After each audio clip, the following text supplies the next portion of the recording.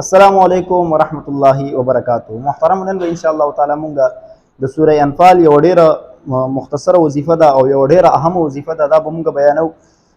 دا د هغې خلکو دپاره ده چې د کومو خلکو سقیدي جوړ شوي وي یا په خپله باندې یو انسان په قید کې بندیوانه شوی دی یا یو انسان داسې دی چې هغه په هغه باندې نظربندي شوې ده د هغه کاروبار او د هغه چې کوم معیشت دی او کوم د هغه کردار دی هغه هر یو څیز د هغه بند شوی دی.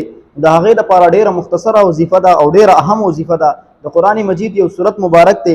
که چېرته تاسو د الله جل شانه په یقین سره او د الله جل شانه په اعتماد سره دا وظیفه کوئ او ستاسو په الله جل شانه باندې دا توکل وي او دا یقین وي چې ان شاء الله تعالی الله جل شانه به زما دا مراد او زما دا مطلب پوره کوي، نو د الله جل شانه نه دا یقین دی او دا توکل دی زمونږ چې ستاسو به الله جل شانه دغه مقصد او مراد پوره کی او تاسو به الله جل شانه په د خپل مقصد او مراد کې کامیاب وګرځوي.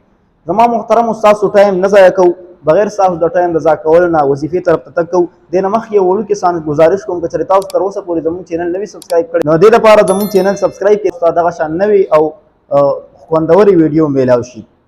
محترم وظیفه دا ده د سوره انفال وظیفه ده. سوره انفال به اوه پیرې انسان لولي په ځای باندې د پاسېدو نه مخکې. مطلب دا دی چې دا به په یو مجلس کې انسان لولي، د هغې نه به دا پاسي نه او په یو ځای کې به دا پوره کوي. د دې نه مخکې وروستو به درود شریف لولي او آخر کې به چې د ده کوم مراد دی او کوم مقصد دی نو هغه به د الله جل شانه نه غواړي.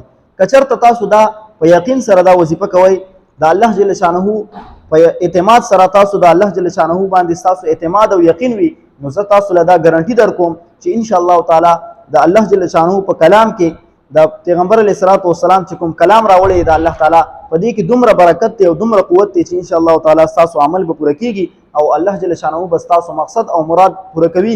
که چېرته تاسو د هر مقصد دپاره دا کوئ، ضروري نه ده، خو چونکې دا خاص ده د قیدي دپاره. که چېرته یو انسان په قید کې بندیوانه شوی دی یا د هغه کاروبار بند شوی دی، د هغه معیشت بند شوی دی یا په هغه باندې نظربندي شوې ده، نو الله جل شانه به د دې وظیفې په برکت سره ستاسو مقصد او ستاسو مراد پوره کوي. تمام محترمو، که چېرته تاسو ته زموږ د ویډیو خوندور لګېدلی وي نو زموږ چینل سبسکرایب هم کوئ او مخکې ملګرو سره یې هم شیر کوئ، دې دپاره چې د نورو مسلمانانو هم پیدا وشي. انشاءالله پر روانه ویډیو کې ملاقات کوو. السلام علیکم ورحمة الله وبرکاته.